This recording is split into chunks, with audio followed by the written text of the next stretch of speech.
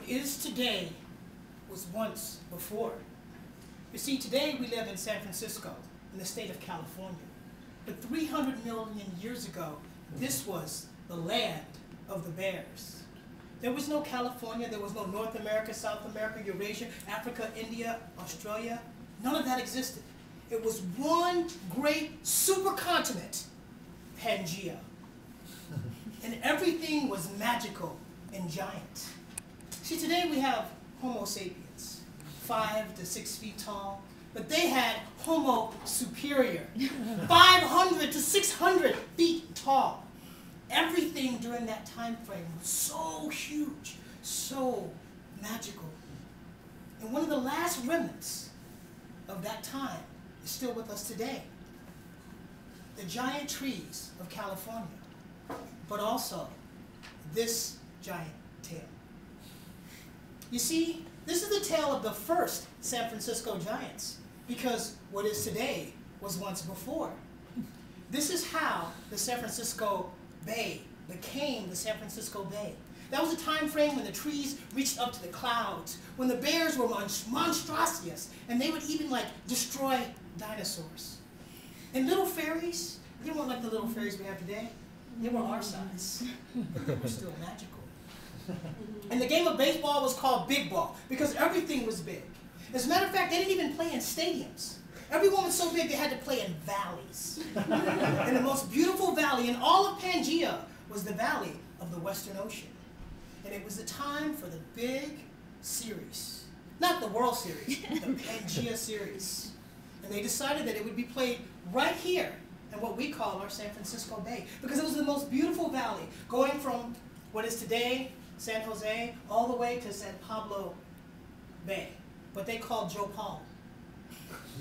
And all of the mountains on the east side of the bay and on the Marin Hills, these were the stands where all of the Homo superiors would sit and stand and watch the game. And the 8 mountains of San Francisco, notice I said 8, were where the royal families lived. You may have heard of the House of Telegraph, the House of Russian, the House of Sutro, and the one you may not know about is the House of Frank. The House of Frank stood right where the Golden Gate Bridge is today. And they were ready for the great game. The great game came, and it was between the redwoods of the north and the evergreens of the south. You see, the redwoods were orange because it combined the color of the red trees but also the yellow sun, which was the reason for the growth of the trees. The evergreens, they were black because it was for the deep, dark soil from which the seeds grew.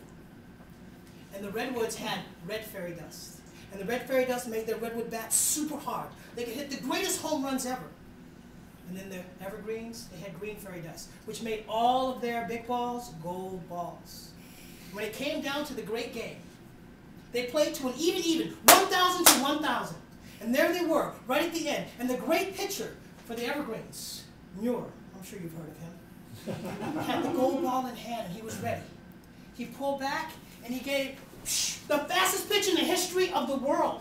It was like a sunbolt flashing out. But over the plate was Sequoia. Big, huge muscles, and he had his big redwood bat. And he was ready for it.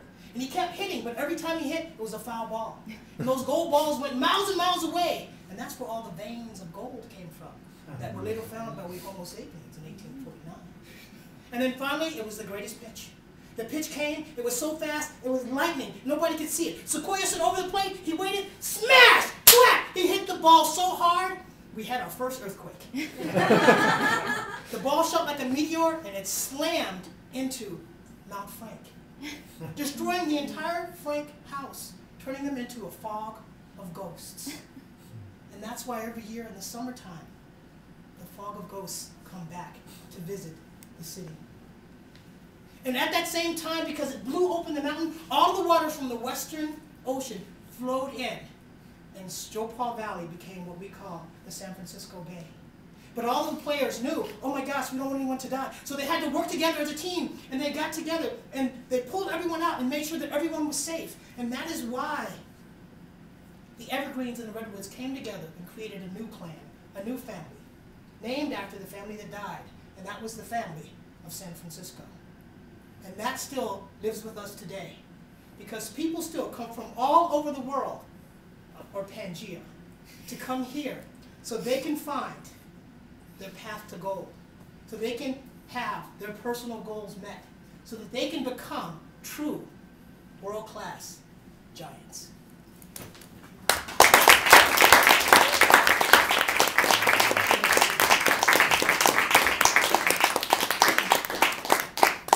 We're off to a great start. Thank you very much, Anthony.